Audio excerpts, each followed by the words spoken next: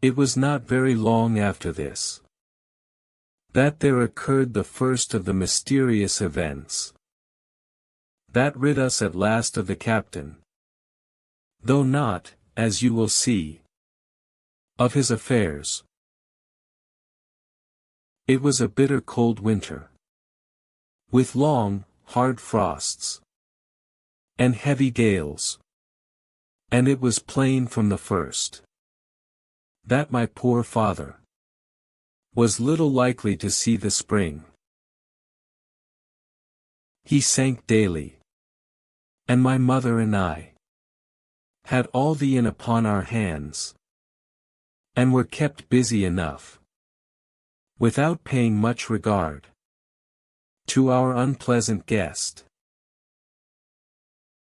It was one January morning, very early, a pinching, frosty morning, the cove all grey with hoarfrost, the ripple lapping softly on the stones, the sun still low, and only touching the hilltops, and shining far to seaward. The captain had risen earlier than usual, and set out down the beach, his cutlass swinging under the broad skirts of the old blue coat, his brass telescope under his arm, his hat tilted back upon his head.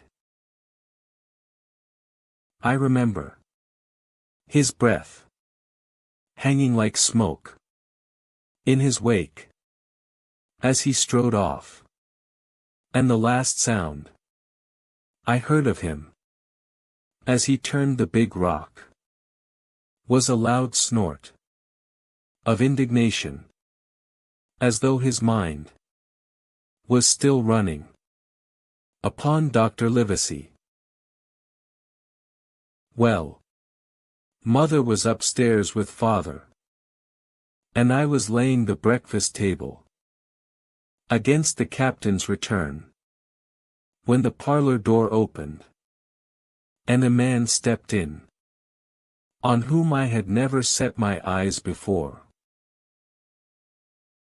He was a pale, tallowy creature, wanting 2 fingers of the left hand, and though he wore a cutlass, he did not look much like a fighter.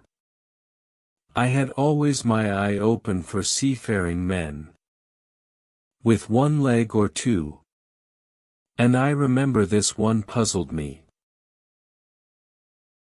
He was not sailorly, and yet he had a smack of the sea about him too. I asked him what was for his service, and he said he would take rum. But as I was going out of the room to fetch it, he sat down upon a table, and motioned me to draw near. I paused where I was, with my napkin in my hand. "Come here, sonny," says he. "Come nearer here." I took a step nearer. "Is this here table for my mate Bill?" he asked with a kind of leer.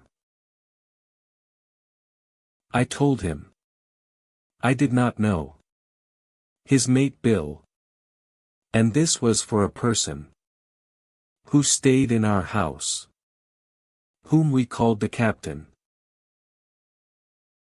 "Well," said he, "my mate Bill would be called the captain, as like as not. He has a cut on one cheek, and a mighty pleasant way with him, particularly in drink, has my mate Bill. We'll put it, for argument like, that your captain has a cut on one cheek. And we'll put it, if you like, that that cheek's the right one. Ah, well, I told you. Now, Is my mate Bill in this here house? I told him he was out walking.